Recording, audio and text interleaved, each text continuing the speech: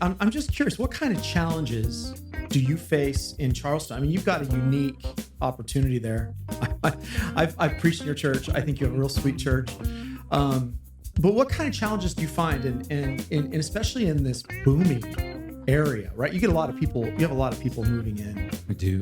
Yeah. I think I read recently that South Carolina is the fastest growing state in the country. Really? Yeah, that more people are moving to South Carolina than to any other state. And I love South Carolina. You know, there's something very special. Of course, I was converted in South Carolina at Clemson University, and then, you know, I've known so many South Carolinians. There's kind of like a South Carolina pride, you know, that's similar to Texas pride, you know. Yeah. So love it there. And Charleston is in many ways ground zero. My friends in Greenville might argue with that, but Charleston is wonderful. I think, you know, probably one of the biggest challenges would be just the worldliness, the affluence in the area. Really, over the last 10, 15 years, Charleston has been transformed. So much gentrification going on, new companies coming in. You know, Boeing came in 15, 20 years ago. It's just exploded with growth.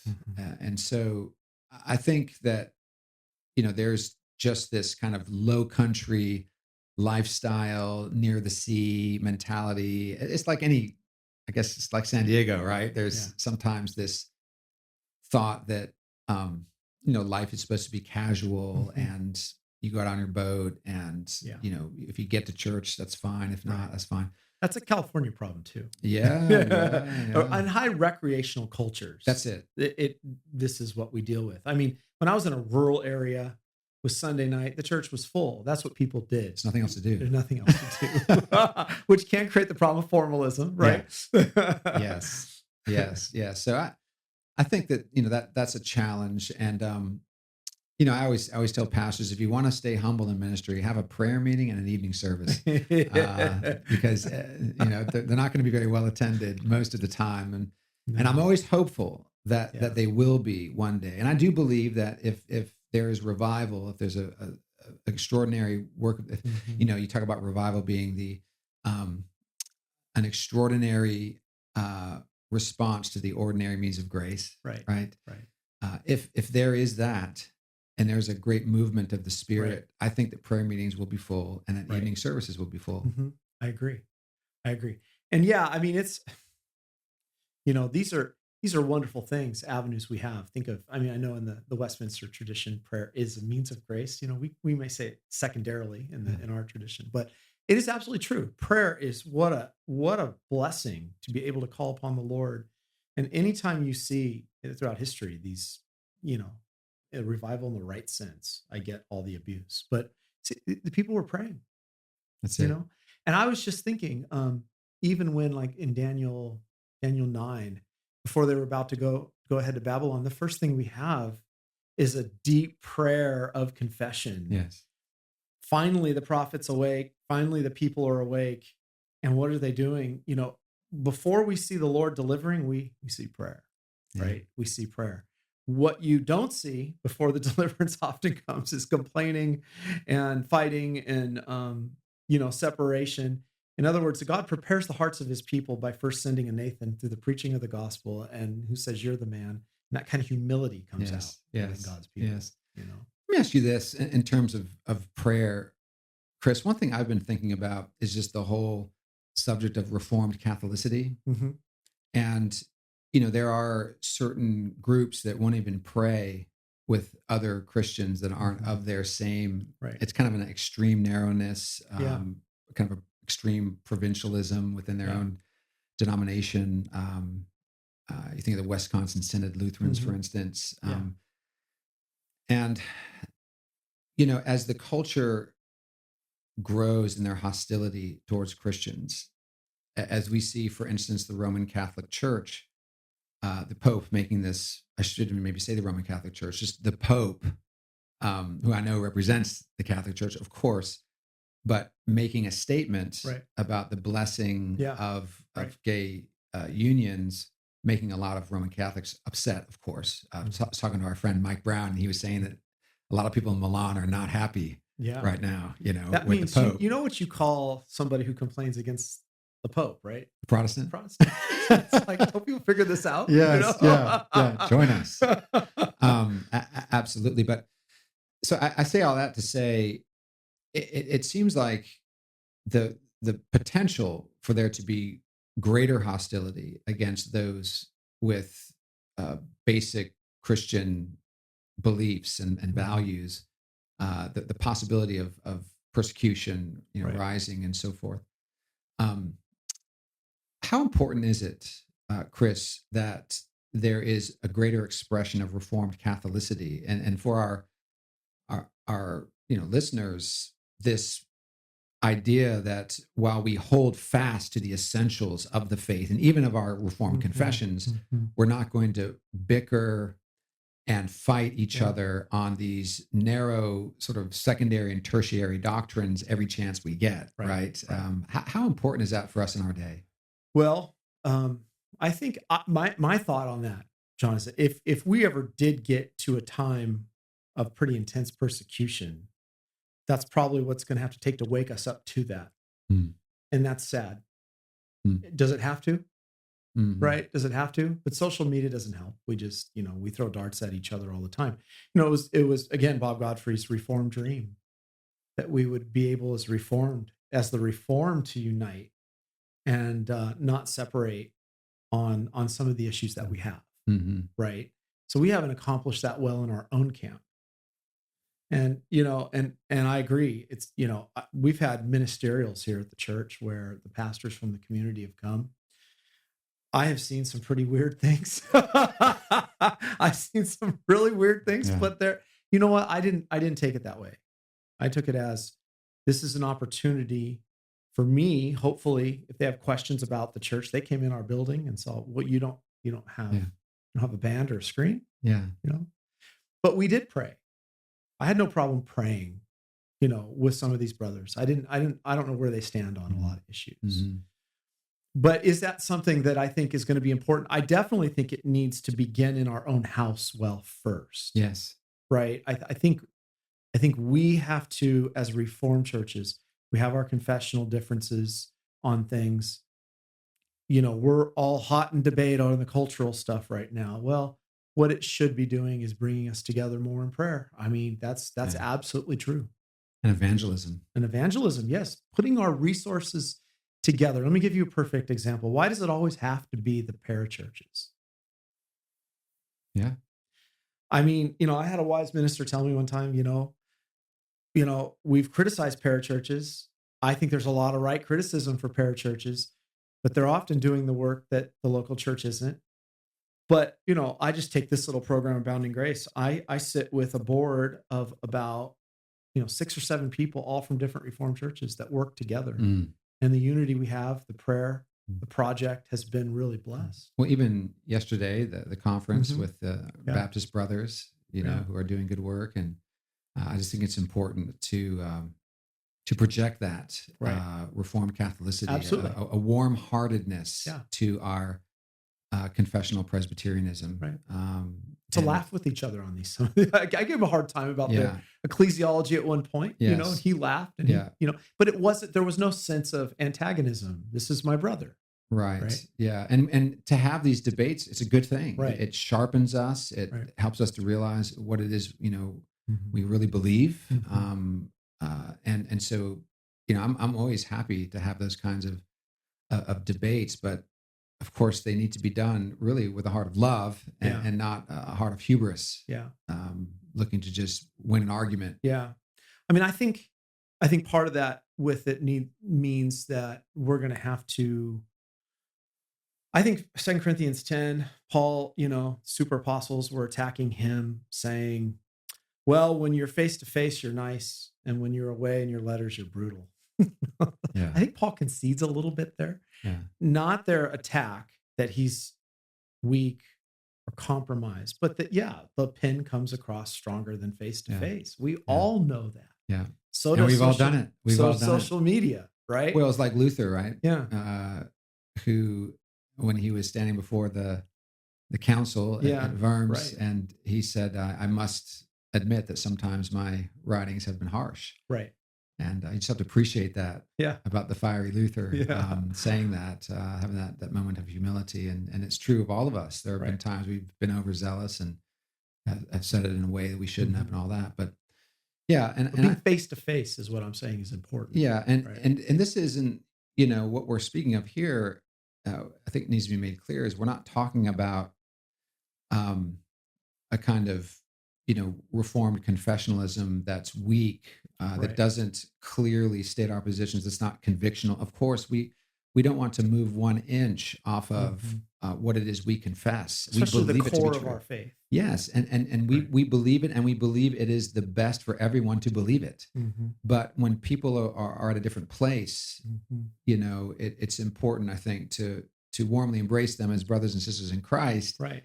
and to be patient, Yeah. and to also to not think that every problem and every disagreement is going to be solved this side of heaven. Yeah. Well, and I think we just in general, when we disagree with somebody today or we take an issue with somebody, people just automatically assume we think they're all going to hell. It's Right, like, that right, doesn't, and maybe the demeanor doesn't help and kind of yeah, conveys that, right? But I think again, last night at the conference, some wonderful things were said. And one was, even if you're of different millennial persuasions, as wrong as some may be, some of these people are sincerely trying to be biblical, yeah, right? yes, You know, yes, absolutely. and I think that should be recognized in the way that we treat one another. I also want to say that it's important when it comes to the mission of the church and doing cross cultural mission planting churches, that a reformed Catholicity doesn't equal an ecumenism. So Mhm. so Right, right, reformed churches planting Baptist churches and Anglican churches and Methodist right. churches, that's not Reformed Catholicity. That's ecumenism. And that's essentially devaluing your doctrine and saying, it's sort of all just the same. It's just a different approach and a different expression. No, I think that we need to recover again a kind of warm-hearted, clear, reformed mission of the church within our denominations as Mhm. well. There's been That needs to happen. it does need to Yeah, happen, and there have been, of course, over the last 30 years, reformed mission organizations that have planted and worked with other denominations in a way that, well, in my opinion, oversteps the line mhm. in not valuing our confession and our philosophy of ministry born out of our confession as we ought. Yeah, I think that's exactly right. So, going forward in light of our discussion about the ministry of the church, mission, in light of, and these are really good thoughts. I think that we don't give a lot of ecclesiastical attention to, Mhm. right? We often think so individualistic. Mhm. This is really helpful to think ecclesiastically to answer some of these questions, because that's not the first place we go, Mhm. right? So, how do you see, in light of these challenges, to continue just a few more minutes here? In light of the collapse of Christendom, in light of culture changing, it would be wonderful if the church has demonstrated more unity. I'm not necessarily convinced John 17 demands ecclesiastical unity for the reasons that you're talking about. Yes. I think Yeah. that Someone said they hated denominations or right, something like that in one of our church membership classes, that God must not be pleased with denominations. And I said, well, actually, I think denominations are great right, because it means we're not all fighting with each other right, all the time. Like, right. They help us to walk together in what we agree with. yes. Right, right. So, what do you think are going to be? I'm not asking you to be prophetic here, but what do you think the challenges are going to be? It's election year. um, a lot of political upheaval in our times that John, I'm a few years younger than you. I've been at 20. You said 23. I've been blindsided ministry so many ways. I mean, who would have ever thought? Never thought when I went in, years ago, we were wrestling with justification, you know? Mhm. Then I had to turn around and look and see, well, a whole culture demands my submission on this issue of human sexuality. Never thought 2015 would happen. No. Um, since then, we've had COVID. That really did show, I think, how in many ways it exposed, the church without clothing in some ways, right? Say the emperor, but you know what I mean. In other words, it exposed a lot, that there were people, some just not committed to the church. Exposed a lot.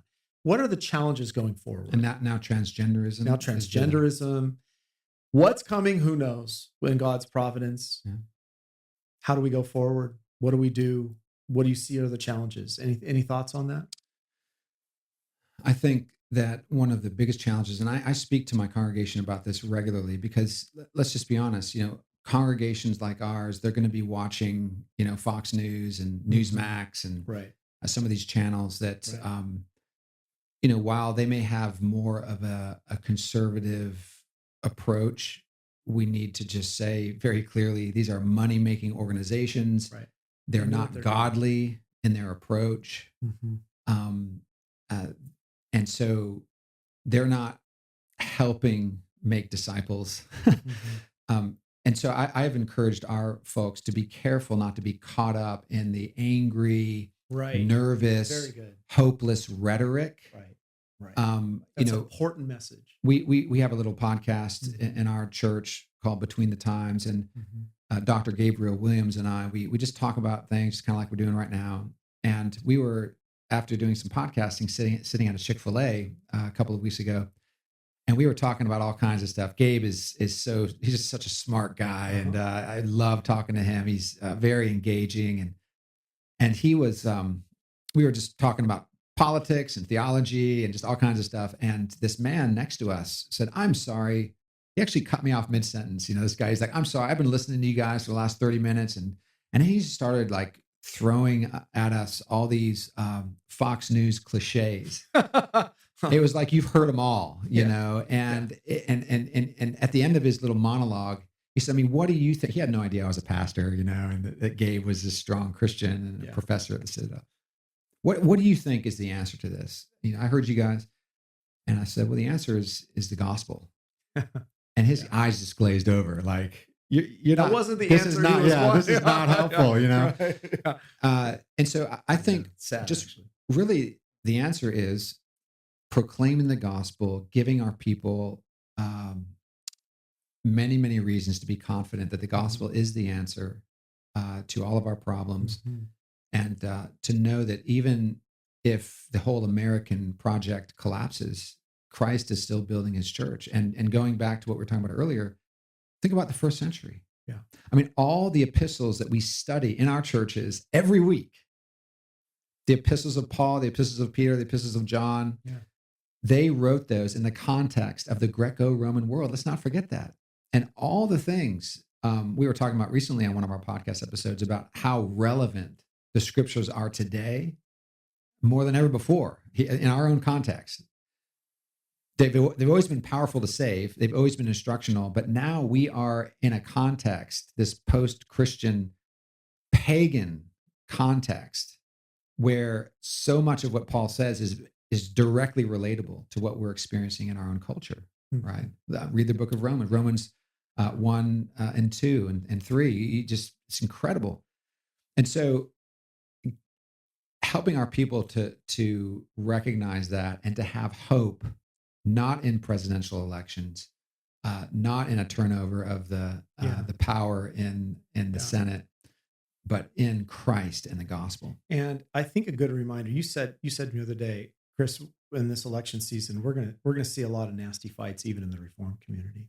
Oh yeah, I think that's an important thing to be aware of ahead of time, right? Yes. Whoever might listen to this, I need to be aware of it, right? Yeah. You need to be aware of it. In other words, you can easily fall into this, and you can stand back. You ever been refreshed in the scriptures, and you've been really taken by the love of Christ and his compassions? And I think of Paul again, 2 Corinthians. I appeal to you by the meekness and gentleness of Christ. That's what we've learned. Right. And we need to engage too with our neighbors of a different persuasion than us in a way that is loving and kind and gracious, and that doesn't immediately bark back if barked at. Right. Like that needs to be our approach, one of gentleness and love. I think I told you the story, Chris, that I guess it was about a year and a half ago. I was bumped up to first class on a flight, and this lady sits next to me, and she begins talking to me. And I see on her lap, she has a notebook with a title on the front of the notebook. And it turns out this was a book she was working on. It had the name Jesus in it. I think it had the name Jesus in it. Anyway, it had some religious connotation on the title. And so we were talking, and she was just very interesting, Yeah. And she was clearly a liberal, and so we had a lot of disagreements, but we had a good conversation, a robust kind of conversation, lots of disagreements, and at the end, she expressed something like this: I don't know that I can remember a more calm and helpful conversation with a conservative in a long time. And she said we should go public with this conversation. And I was like, that's an interesting comment, And she told me she had just been giving a lecture at Stanford, and she was going up to the University of Wisconsin. So after the whole thing was over, I said, well, what's your name? And she said, my name's Marilyn Williamson. No, Marilyn Williamson. Yeah. That's the name, right? Yeah, I think so. Yeah. The presidential candidate. Right. And so I thought that sounds really familiar, And so after I got off the plane, I looked her up, and she's the one that I had seen vying for the candidacy, whatever, the year before, and, with Biden and the others. And so the whole point, I guess, I'm trying to make here is, while we have all failed to give the kind of witness we should with people we disagree with, we should really, this year especially, where there's going to be so much polarized, angry talk going on, we should strive by God's grace and in His Spirit to be different, to be Christians, to act like Christians. This is really helpful, because that's going to help our witness. We need this reminder. We need to set our minds right on this, to remember who we are, what our objectives here are, what our goals are. So yes, it's to point people to Christ, not to win arguments about, the presidential election. Things that in the whole scheme of eternity will mean nothing. That's it. So, well, thanks for coming on today, brother. It's been a joy. You're always welcome to come to Escondido. It's called, I think the name means hidden. You can always come, hide out, and we will we'll do podcasting, and you can preach. So. Well, it's a joy. It's a joy to be here, brother. Yeah, good to have you. Thanks, Jon, for coming on today. Thank you.